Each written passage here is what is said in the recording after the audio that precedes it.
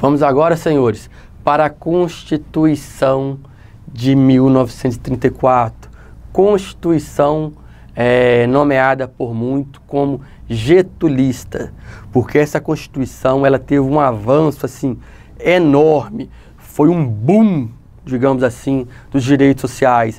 Muitas pessoas até hoje consideram Getúlio Vargas o maior presidente do Brasil. Teve retrocesso com ele depois? Teve, mas as pessoas lembram sempre dessas conquistas sociais. Vamos fazer uma leitura aqui breve, senhores. Conforme dito, ela traz a marca getulistas das diretrizes sociais. Adota as seguintes medidas: maior poder ao governo federal, voto obrigatório e secreto a partir dos 18 anos, com direito de voto às mulheres, mas mantendo a proibição do voto aos mendigos e analfabetos. Criação da Justiça Eleitoral e da Justiça do Trabalho. Criação de leis trabalhistas, instituindo jornada de trabalho de 8 horas diárias, repouso semanal e férias remuneradas, mandado de segurança e ação popular. Senhores, parece assim inimaginável, mas até então no voto não era secreto, ele foi garantido o voto secreto a partir de 18 anos nessa Constituição de 1934. Também, senhores, o voto passou a ser obrigatório neste período. Atualmente, nosso voto ainda é obrigatório, é uma marca dessa Constituição, algo herdado que a Constituição de 88 atual puxou dessa Constituição de 34. Outra coisa, senhores, por incrível que pareça, foi somente a partir dessa Constituição que as mulheres passaram a poder exercer os direitos políticos. Até então, elas não tinham direito políticos. Algo assim inimaginável, mas real. Só em 1934 as mulheres conseguiram exercer o direito ao voto. Senhores, algo que infelizmente não foi modificado, que ainda estava limitando os direitos de alguns, é que o voto ele era proibido para mendigos e analfabetos. Eles tratavam, né, infelizmente, essas pessoas como pessoas sem direito, como pessoas que não pertenciam à sociedade brasileira, como pessoas que não eram tratadas, infelizmente, como humanos. Infelizmente, aqui teve um resquício ali das outras constituições, ou seja, a pessoa é mendiga, ela não tem renda social, de certa forma ela não traz renda para a sociedade, não contribui financeiramente com a sociedade, ela não tem direito ao voto. Isso é triste. Os analfabetos também. E neste ano devemos lembrar que grande parte da população brasileira era analfabeta. Ou seja, senhores, infelizmente, o voto era limitado a poucas pessoas. Devemos lembrarmos disso. Então, essa Constituição foi um boom, mas infelizmente tinham limitações nela. Vamos agora, senhores, lembrar da criação da Justiça do Trabalho, senhores. Os brasileiros, os cidadãos, passaram a ter mais direito, conforme dito, jornada de trabalho de 8 horas diárias, repouso semanal e férias remuneradas. Só que não basta dar o direito às pessoas, tem que garantir esse direito, porque dar direito e não garantir é a mesma coisa de nada fazer. Então, um dos grandes avanços dessa época, dessa Constituição, foi a criação da Justiça do Trabalho, justiça que permanece vigente até hoje, justiça que muitos acreditam ser inimaginável pensar que em algum ponto de nossa história não existiu, mas infelizmente ela foi criada somente em 1934. E na Justiça do Trabalho é aquela que socorre o trabalhador, é aquela que socorre o ente mais fraco da jornada de trabalho, do vínculo empregatício ali. Então foi uma conquista social assim de suma importância, não há como nomear. Temos também, senhores, a criação da Justiça Eleitoral, e aqui é um ponto-chave, ponto muito importante, porque através da Justiça Eleitoral, apesar de ainda haver muitas fraudes, mas ela tentou de forma, como eu posso dizer, grandiosa, limitar as fraudes que ocorriam no sistema eleitoral ali. Ela passou ali fiscalizar de forma mais contundente, de forma mais severa as eleições, o processo eleitoral. Então, essa justiça eleitoral assim, foi também outro ponto-chave, outro ponto de grande importância dessa Constituição. Vamos agora, senhores, para o primeiro retrocesso da nossa história de constituições, o Estado Novo. Getúlio Vargas, popularmente conhecido como pai dos pobres, dá um golpe de Estado. Muitos não gostam de dizer assim, mas é a realidade.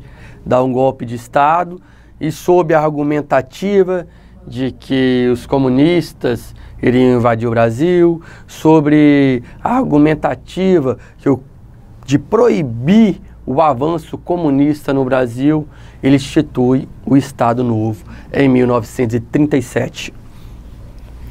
Neste período, senhores, houve a criação dos polêmicos tribunais de exceção, que tinham a competência para julgar crimes contra a segurança do Estado. Naquela época, foi declarado estado de emergência no país, com a suspensão de quase todas as liberdades a que o ser humano tinha direito, incluídos o direito de ir e vir, o sigilo de correspondência e a liberdade de todos os outros meios de comunicação, orais ou escritos, além da liberdade de reunião, entre outras. Pode-se afirmar, sem dúvida alguma, que os direitos humanos foram quase inexistentes durante o período em que vigorou o Estado Novo. O que é triste para muitos é que a mesma pessoa que foi símbolo, que ainda é símbolo das maiores conquistas sociais brasileiras, ela também ficou marcada pela criação do Estado Novo. Neste período, senhores, havia tribunais de exceção. O que é tribunais de exceção, senhores? Existe, hoje, o sistema adota no Brasil o tribunal igual para todos. Eu sou julgado, você, qualquer pessoa é julgado no mesmo tribunal. Não é exceção, somos julgados de forma igualitária, buscando sempre uma forma justa. Nessa época não, havia tribunais de exceção. Tribunais para julgar certos tipos de crimes, certos tipos de pessoas. Tribunais feitos para julgar aquela pessoa, digamos assim, aquele grupo. E sempre, senhores, em sua grande maioria, crimes contra a segurança do Estado. Mas o que seria crime contra a segurança do Estado? Senhores, nós não tínhamos ali o direito de ir e vir, não tínhamos direito a nos reunir. Se houvesse uma reunião, senhores, neste período, e o Estado ali, o governante ali naquele momento, entendesse que essa reunião, ela visava ali, de alguma forma, limitar o seu poder, de alguma forma, tentar tirá-lo do poder, eles consideravam aquilo um crime contra a segurança nacional. E essas pessoas eram julgadas por esses tribunais de exceção. Senhores, aí pessoas desapareciam, pessoas eram torturadas, pessoas eram mortas. Todo absurdo, inimaginável, ocorria neste período. Por incrível que pareça, senhores, também a pessoa tinha ali violado a sua correspondência. Você não tinha direito de comunicar-se com outro via cartas. Por quê? Porque, aliás, poderia até se comunicar, mas o governo poderia ver, visualizar, ler e te julgar pelo que estava escrito ali. Mas por que houve essa violação? Porque o governo tinha ciência que o povo poderia se rebelar. Porque estava ali um golpe, estava diante de um golpe de Estado. Então, limitando a comunicação, limitando o contato, limitando o surgimento de ideias, o governo violava essas correspondências, que assim impedia as pessoas de comunicar, impedia as pessoas de transmitir suas ideias. Por incrível que pareça, foi uma realidade do nosso sistema. Também, senhores, meios de comunicação, rádio, não podia falar o que quisesse, não poderia, jornais, senhores, dizer, jornalistas, o que pensam. Liberdade de expressão, zero. Hoje, Se discute, mas jornalista tem direitos demais. Senhores, foi uma conquista. Imagina naquela época que eles poderiam falar nada. Direito de liberdade de expressão tem que ser garantido. Lógico, não de toda forma, mas não pode se limitar, senhores. Não pode se limitar. Naquela época, as pessoas, os repórteres, os jornalistas, não podiam passar qualquer ideia que fosse contrária ao governo, contrária ao Estado Novo. Caso assim agissem, tribunais de exceção nele, condenações, torturas, enfim, todo tratamento degradante, inimaginável. Senhores, conforme dito no final do texto, tivemos quase que 0 direitos sociais. Ali mandava o Estado, o povo tinha que obedecer. Essa é a realidade do Estado Novo. Triste, porque feito pelo mesmo presidente que nos garantiu vários direitos, foi o mesmo que nos retirou praticamente todos os direitos. Constituição de 1946. Muitas pessoas, muitos doutrinadores dizem que essa Constituição foi o princípio da redemocratização brasileira. Foi quando começou novamente a surgir os direitos sociais, direitos civis, enfim, os direitos da pessoa humana. Depois de passar pelo Estado Novo, voltaram-se alguns direitos. Não em sua amplitude, mas voltou. A nova Carta Magna restaurou os direitos e garantias individuais e os direitos sociais. Houve até mesmo uma ampliação nesse sentido. Citam-se como exemplos a proibição do trabalho noturno a menores de 18 anos, o estabelecimento do direito à greve, a estipulação de um salário mínimo capaz de atender às necessidades do trabalhador e de sua família. Senhores, proibição do trabalho noturno a menores de 18 anos.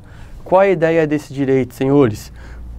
Senhores, a pessoa até 18 anos, até um pouco mais, mas principalmente até os 18 anos, ela está passando por desenvolvimento em seu corpo, desenvolvimento físico muito grande. E é certo, é cristalino, que o trabalho noturno, ele atrapalha o psicológico da pessoa, atrapalha inclusive o seu desenvolvimento físico, porque a pessoa que trabalha em horário noturno, por mais que haja um certo regramento lá, ela não se alimenta da forma correta, ela não tem um descanso da forma correta, porque o sono noturno não é o mesmo do sono diurno. É de conhecimento popular que o sono noturno ele é o melhor. O sono diurno ele é atrapalhado, seja por barulhos do trabalho, que a maioria das pessoas trabalham durante o dia, o barulho dos carros, o barulho da construção, enfim, a pessoa não consegue repousar da maneira ideal. Então, neste período aí, ficou restrito aos maiores de 18 anos o trabalho noturno, de forma a resguardar essas pessoas que estão passando por um desenvolvimento físico e psicológico maior. Também, senhores, foram aqui garantido o direito à greve. Antes, senhores, o trabalhador ele não podia se juntar, não podia ali fazer greve de forma a procurar ter garantido os seus direitos. A partir dessa Constituição foi garantido esse direito à greve. Os trabalhadores passaram em conjunto poder lutar para os seus direitos, inclusive com a greve, com a parada do trabalho, de forma a ali levar o empregador a atender algumas de suas exigências. Também, senhores, uma das grandes conquistas sociais dessa época, salário mínimo. Senhores, nós não tínhamos um valor mínimo a ser pago aos trabalhadores neste período, ou seja, era negociado de acordo com a vontade do empregador e o aceite ou não do empregado. Porém, senhores, em um país onde o desemprego é alto, até hoje, o empregador sempre teve e ainda tem um poder de barganha muito maior, um poder negociável muito maior. Então, senhores, era comum nessa época pessoas, trabalhadores, exercerem sua atividade laboral recebendo pouquíssimo dinheiro, pouquíssimo salário para isso. Então, a grande conquista social dessa época, se não a maior de todas, foi a implementação do salário mínimo, porque a partir deste período, o empregador ele tinha que respeitar um mínimo, um valor mínimo de salário. Ele não poderia pagar quanto quisesse. Ele não poderia simplesmente falar assim, o empregado aceitou. Não. Ele pode até negociar o salário com o empregado. Inclusive, é aconselhável que negocie, mas desde que respeite um mínimo legal, um mínimo, salário mínimo legal. Tá ok, senhores?